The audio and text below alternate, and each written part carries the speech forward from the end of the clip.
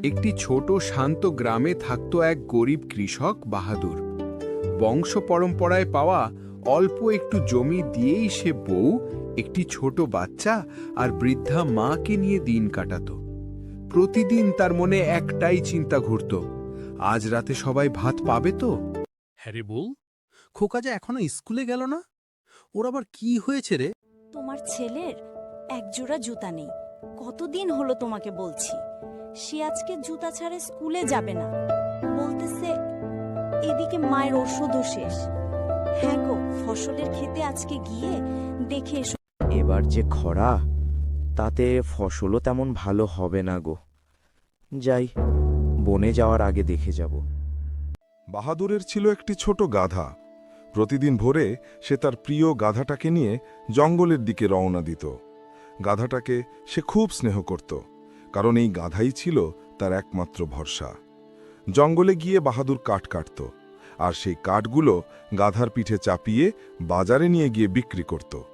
যে অল্প টাকা পেত তা দিয়েই কোনো রকম সংসার চালাতো বাহাদুর। হায় হায়, এ কি সর্বনাশ! ফসল যে একটুও ভালো হয়নি। অতিরিক্ত খরায় সব ফসল যে নষ্ট হয়ে গেল রে। হায় রে, এবার ঘরের চালাটা ঠিক করতে না পারলে বর্ষায় যে ঘরেই থাকতে পারবো না।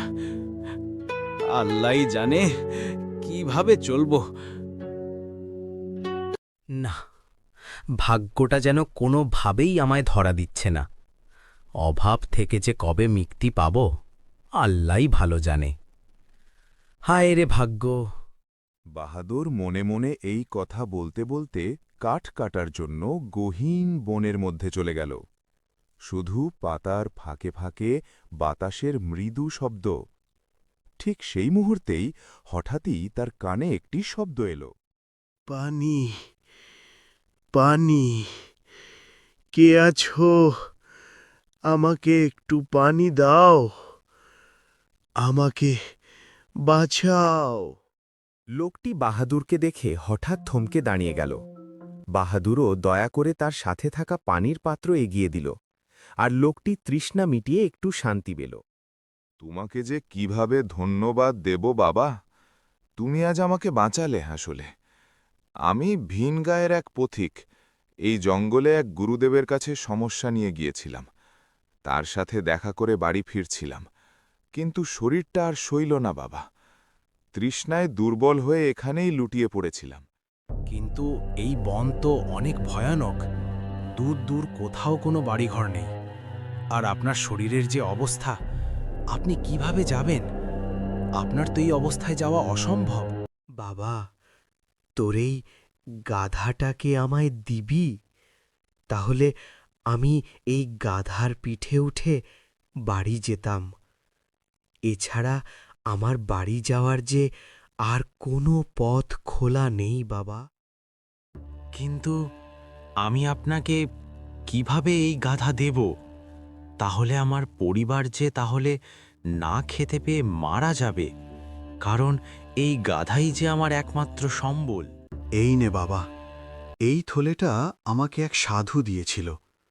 এই থলেতে যা রাখবি সেটাতেই এই থলে ভরে যাবে। আশা করি তোর অভাব এতে কিছুটা হলেও কমবে। আল্লাহ যেন তোর মঙ্গল করেন বাবা। এই থলে দিয়ে যেন তোর অভাব কিছুটা হলেও দূর হয়। না না বাবা, এ আমি কি করে নেব বলুন? এটা তো মহামূল্যবান। আপনার ভালোবাসা আর আশীর্বাদই আমার জন্য যথেষ্ট। এটা আমি রাখতে পারবো না। নে বাবা, এটা আমি তোকে খুশি হয়েই দিচ্ছি। আমি আবার আসব তোকে এই গাধাটা ফেরত দিতে। তখন এটাকে আমি আবার নিয়ে যাব। ততদিন এটা তোর কাছেই রাখ। তবে সাবধান, কাউকে বলবি না, আর কখনো লোভ করবি না বাবা। মনে রাখিস, ভালো মনটাই মানুষের আসল ধন। অগত্যা ব্যাগটি নিয়ে খানিকটা চিন্তিত হয়েই বাহাদুর বাড়ির দিকে রওনা হল। মনে মনে একটু খুশিও হল যে ভাগ্যটা বোধহয় এবার ফিরবে। বউ, ও বউ, কই গেলে গো? তাড়াতাড়ি বাইরে আসো, দেখে যাও। কি হয়েছে গো? এত জোরে ডাকছো কেন? কোনো বিপদ হলো নাকি? আর তোমার হাতের এই থলেটা কিসের? আরে, এটা এক বৃদ্ধ পথিক আমাকে দিয়েছে। এটা যেন তেন থলে নয় গো, এটা জাদুই থলে। এটাতে যা রাখবে সেটাতে যেই ব্যাগ ভরে যাবে। তবে তুমি এই কথা কাউকে বলবে না। হ্যাঁ গো, তাহলে তো আমরা এখন দুবেলা ভাত খেয়ে বাঁচতে পারবো। অভাবটা বোধহয় একটু ঘুচবে।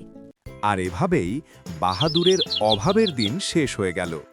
তার জীবনে এলো এক নতুন ভোর।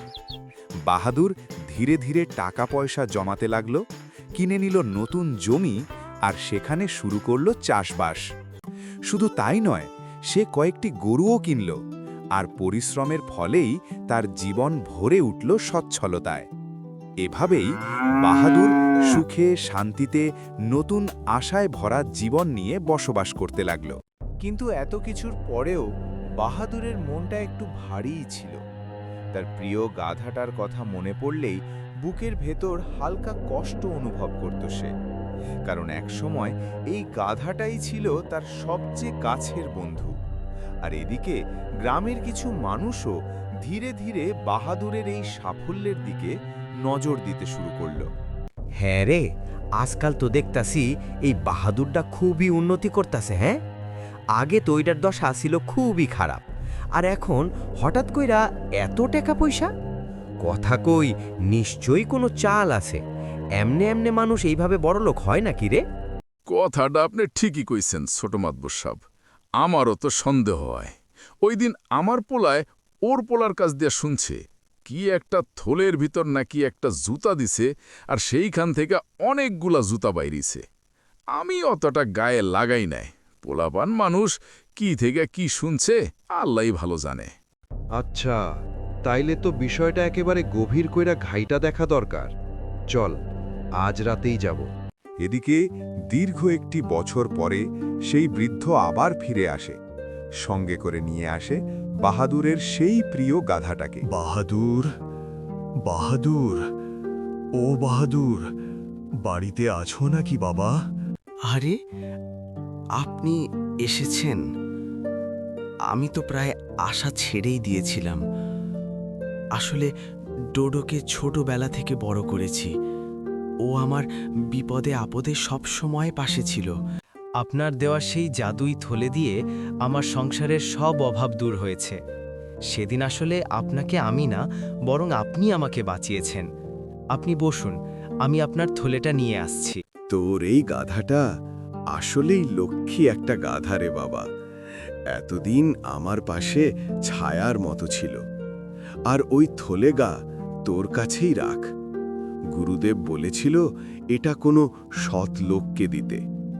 আমার দৃষ্টিতে তুই সেই সৎ ব্যক্তি বাবা। এখন আমি চললাম রে, এদিকে যে সন্ধে নেমে যাচ্ছে। এদিকে গভীর রাতের আধারে চারদিক নিস্তব্ধ। সেই নীরবতার আড়ালেই মাতবরের ছেলে ছোট মাতবর বাহাদুরের জাদুই থলেটা চুরি করার অসৎ উদ্দেশ্যে চুপি চুপি বাহাদুরের বাড়ির দিকে এগিয়ে আসে। হ্যাঁ রে, এই তো দেখতাছি বাহাদুরের সেই গাধাটা। তুই এইটার রশি খুইল্লা হাতে ল, এইটারেও বাজারে বিক্রি কইরা দিমু।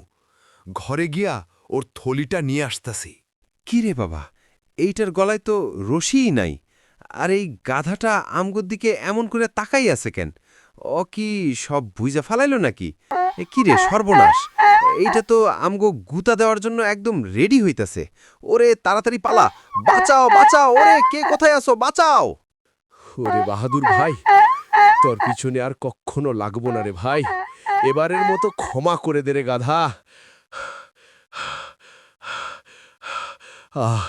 বাঁচাও। আর এভাবেই মাতবর আর তার চেলাকে উচিত শিক্ষা দিয়ে আবারও গাধাটি বাহাদুরের বাড়ির সামনে এসে দাঁড়ালো। মনে হচ্ছে বাহাদুরকে রক্ষা করাই যেন এই গাধাটার কাজ। আর এখানে এই গল্পটি শেষ হয় বন্ধুরা। পরবর্তী গল্পের জন্য আমাদের চ্যানেলটি সাবস্ক্রাইব করে রাখতে পারেন।